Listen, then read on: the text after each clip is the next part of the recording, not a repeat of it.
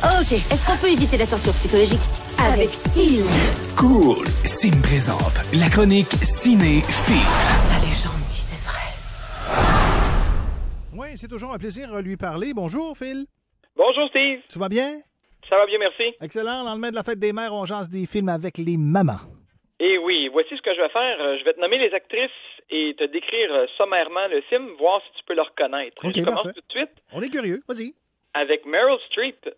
Et dans ce film-là, qui se passe en Grèce principalement, on essaie de deviner lequel des trois hommes est le père de la fille de Meryl Streep qui doit se marier avant la fin du film. Toutes les chansons sont du groupe suédois ABBA.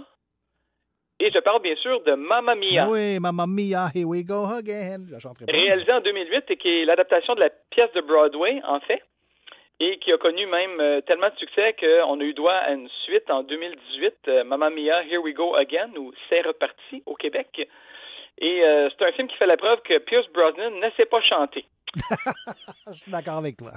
Malgré tout, c'est un très bon film, c'est très divertissant. Et comme on est sur le sujet de Meryl Streep, là, elle va passer du rôle de la mère vers le rôle de la fille dans le prochain film que je te mentionne. Et sa mère est interprétée par Shirley MacLaine.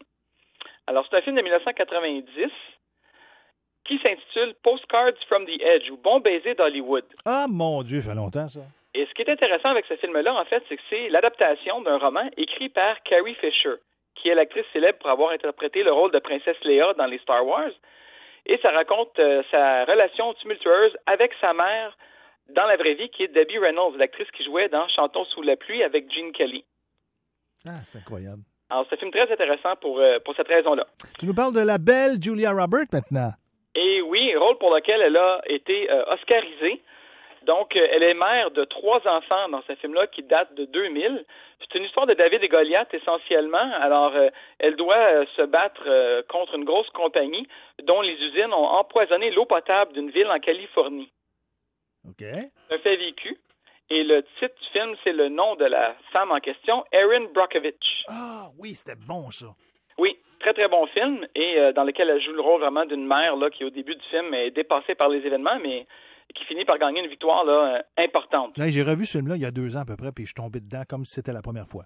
Ah oui, c'est excellent. Mhm. Et là, dans le cinéma plus récent, je vais parler de Frances McDormand, qui elle aussi a gagné, attention, son 2e Oscar pour ce film-ci, qui date seulement de 2017. Alors, c'est une mère dont l'enfant, malheureusement, est décédé et pour manifester son désaccord avec le manque d'implication de la police, elle va s'acheter des panneaux de signalisation dans sa ville.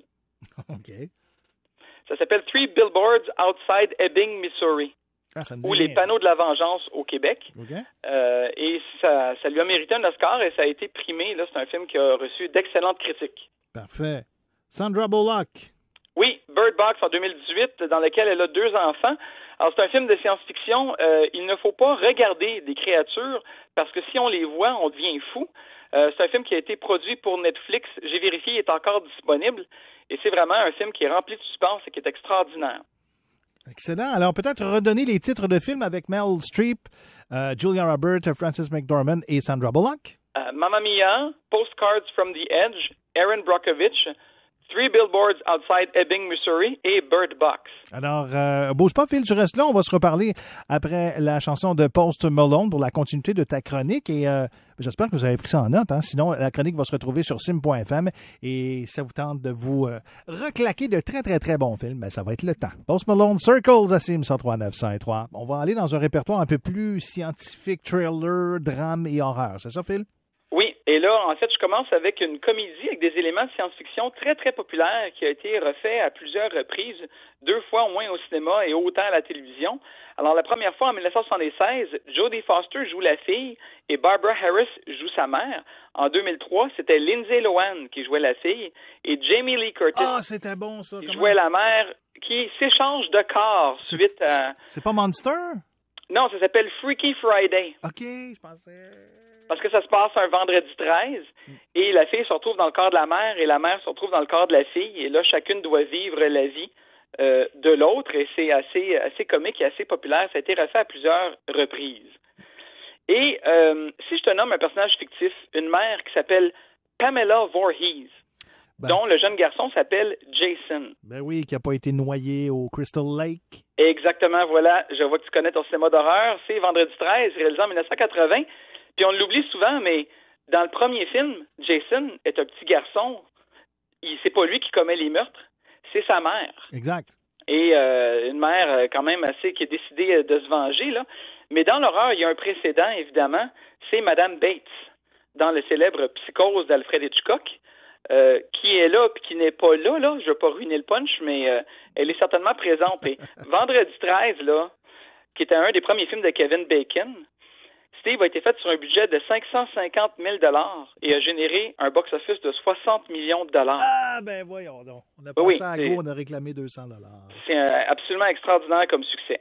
Ensuite, si je te parle de Linda Hamilton, est-ce que ça dit de quoi? Ben oui, Linda Hamilton qu'on a pu voir dans La Belle et la Bête. Oui. Il y a très longtemps, mais dans Terminator. Voilà, qui joue Sarah Connor et dans le deuxième film, qui est la mère de l'homme qui doit sauver l'humanité finalement et gagner la guerre contre les machines, qui est John Connor.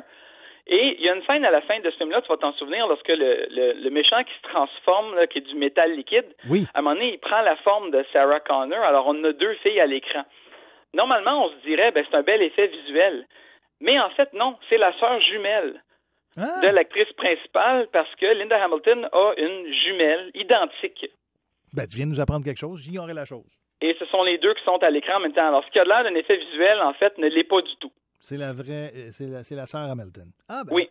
Et je termine avec toujours un film réalisé par le même James Cameron qui a fait Terminator, mais cette fois-là, je parle de Sigourney Weaver et de son rôle de Ripley dans Aliens. Ah. Alors là, on va me dire, elle n'est pas mère. Ben, je suis pas d'accord pour deux raisons. La première, c'est qu'il y a une scène coupée de Aliens dans laquelle on apprend, en fait, qu'elle avait un enfant avant de quitter la planète Terre dans le premier film, mais comme elle a été endormie pendant 57 ans en biostase entre le premier et le deuxième film, elle apprend lorsqu'elle revient que finalement, sa fille a vécu toute sa vie et est déjà morte au moment où elle revient sur Terre. Mais dans le film, elle sauve une petite fille qui s'appelle Newt.